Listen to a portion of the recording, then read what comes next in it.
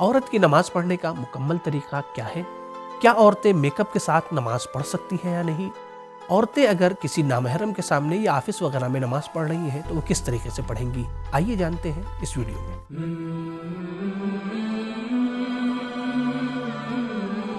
بسم اللہ الرحمن الرحیم۔ ناظرین کرام سلام علیکم۔ جناب زہرا سلام اللہ علیہا کا ارشاد گرامی ہے کہ خداوند متعال نے نماز کو اس لیے واجب قرار دیا تاکہ انسان غرور اور تکبر سے بچ سکے۔ خود جب جناب زہرا سلام اللہ علیہا نماز کے لیے کھڑی ہوتی تھیں تو محراب سے لے کر آسمان تک ایک نور کا سلسلہ قائم ہو جایا کرتا تھا۔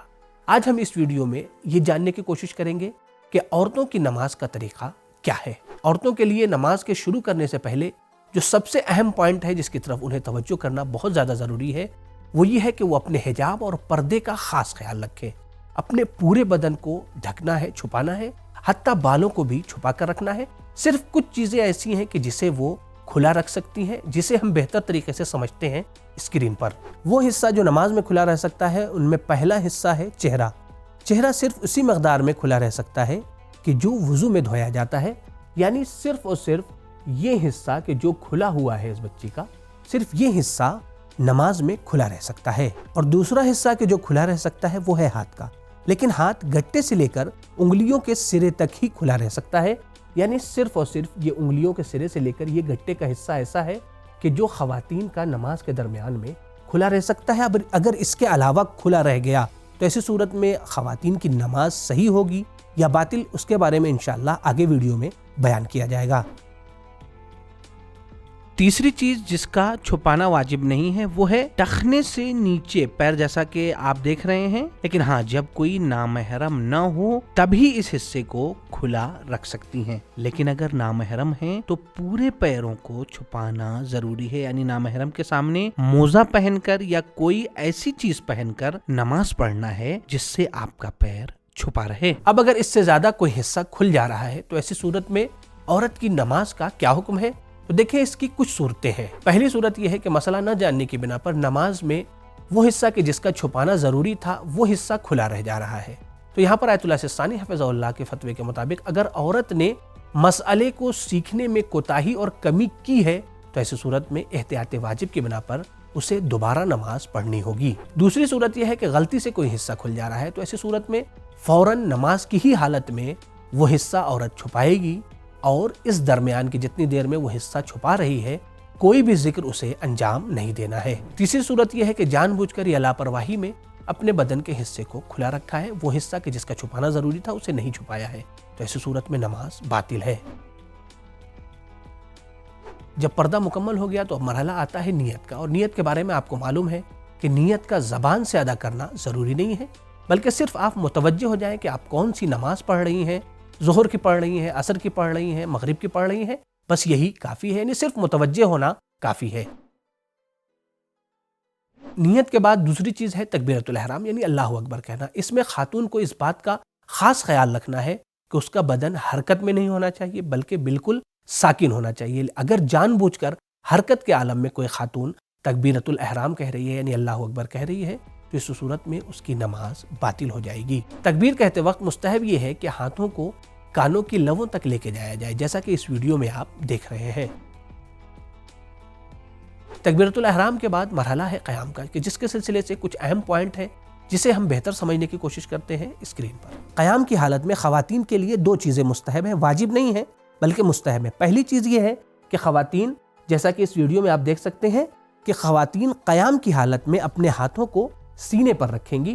یہ پہلی چیز ہے کہ جو مستحب ہے، واجب نہیں ہے۔ دوسری چیز کہ جو مستحب ہے وہ یہ ہے کہ خواتین اس طریقے سے کھڑی ہوں گی کہ وہ اپنے دونوں پیر کو ملا کر رکھیں گی، جس طریقے سے یہاں پر آپ دیکھ رہے ہیں ویڈیو میں کہ دونوں پیر ملا ہوا ہے۔ یہ عمل مستحب ہے، واجب نہیں ہے۔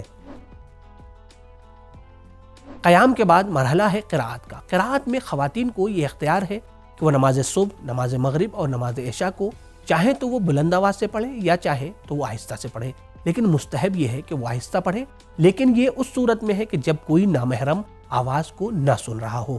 لیکن اگر کوئی نامحرم آواز کو سن رہا ہو تو آیت اللہ سستانی حفظہ اللہ یہ فرماتے ہیں کہ احتیاط واجب کی بنا کے اوپر ان نمازوں کو بھی اسے آہستہ پڑھنا ہے، لیکن آیت اللہ خامنئی حفظہ اللہ فرماتے ہیں کہ بہتر یہ ہے کہ اس صورت میں بھی وہ آہستہ پڑھے۔ قرات کے بعد باری آتی ہے رکوع کی۔ رکوع میں عورتوں کے لیے مستحب یہ ہے کہ وہ اپنے دونوں ہاتھوں کو دونوں زانوؤں پر رکھیں، یعنی ان کا زیادہ جھکنا مناسب نہیں ہے، جیسا کہ اس ویڈیو میں آپ دیکھ سکتے ہیں۔ رکوع میں ایک اہم واجب ہے جسے فقہی اصطلاح میں قیام متصل برکوع کہا جاتا ہے، جسے ہم بہتر سمجھتے ہیں اسکرین پر۔ وہ قیام کے جو نماز کے درمیان رکن ہے وہ قیام متصل برکوع ہے کہ جسے انسان اگر اختیاری حالت میں جان بوجھ کر یا بھولے سے چھوڑ دے تو ایسی صورت میں انسان کی نماز باطل ہو جائے گی۔ نماز میں رکوع کے بعد ہم سجدے میں جاتے ہیں، تو آئیے سجدے کے احکام کو بہتر سمجھتے ہیں اسکرین پر۔ عورتوں کے لیے مستحب یہ ہے کہ جب وہ رکوع سے سجدے میں جائیں تو پہلے اپنے زانوؤں کو زمین پر ٹیکیں، پھر اس کے بعد اپنا ہاتھ رکھیں، پھر سجدے میں جائیں، جیسا کہ اس ویڈیو میں آپ دیکھ سکتے ہیں کہ کس طریقے سے انجام دیا جا رہا ہے۔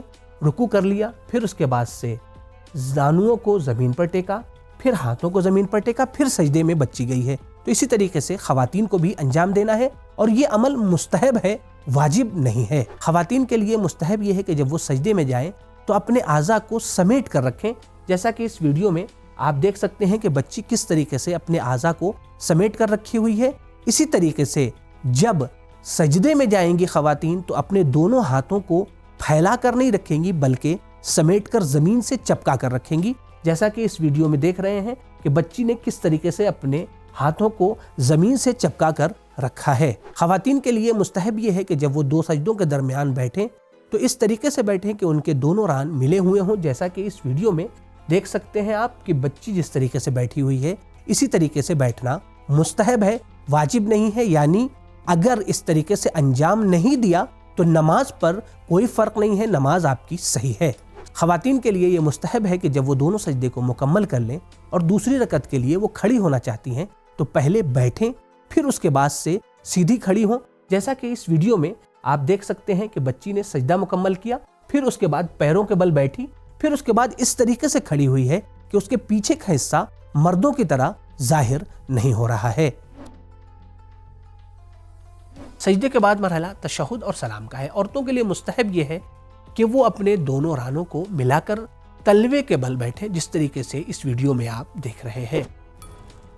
خواتین ایسی جگہ پر جہاں نامحرم کا آنا جانا ہو یا سامنے نامحرم ہو جیسے آفس یا پارک وغیرہ میں، تو نماز کس طرح سے پڑھیں؟ دیکھیں، اگر کوئی خاتون نامحرم کے سامنے نماز پڑھ رہی ہے تو اس کے لیے ضروری یہ ہے کہ وہ اپنے پورے بدن کو چھپائے، حتیٰ اپنے پیروں کے تلوے کو بھی اس کے لیے چھپانا ضروری ہے۔ صرف دو تین چیزیں ایسی ہیں کہ جسے وہ کھلا رکھ سکتی ہے۔ ایک تو چہرہ کہ جب وہ بغیر میک اپ کا ہو کہ جتنا حصہ وضو میں دھویا جاتا ہے، دوسرے ہاتھ کہ جو گٹے سے لے کر انگلیوں کے سرے تک ہے۔ کیا خواتین کا میک اپ کے ساتھ نماز پڑھنا صحیح ہے؟ عورتوں کے لیے زینت کے ساتھ نماز پڑھنا مستحب ہے، لیکن ہاں اس بات کا خیال رہے کہ اگر نامحرم کے سامنے نماز پڑھ رہی ہے تو ایسی صورت میں میک اپ کا چھپانا واجب ہے۔ اگر آپ نے میک اپ کو نہیں چھپایا تو ایسی صورت میں آپ کی نماز باطل تو نہیں ہے، لیکن ہاں آپ گناہگار ضرور ہوں گی۔ تو ناظرین کرام، امید کرتے ہیں کہ یہ ویڈیو آپ کو پسند آئی ہوگی، آپ کے لیے مفید ثابت ہوگی، تو اسے آپ دیگر مومنین کے ساتھ شیئر کرنا نہ بھولیں۔ انشاءاللہ آئندہ پھر سے حاضر ہوں گے ایک نئے موضوع کے ساتھ۔ خدا حافظ، فی امان اللہ۔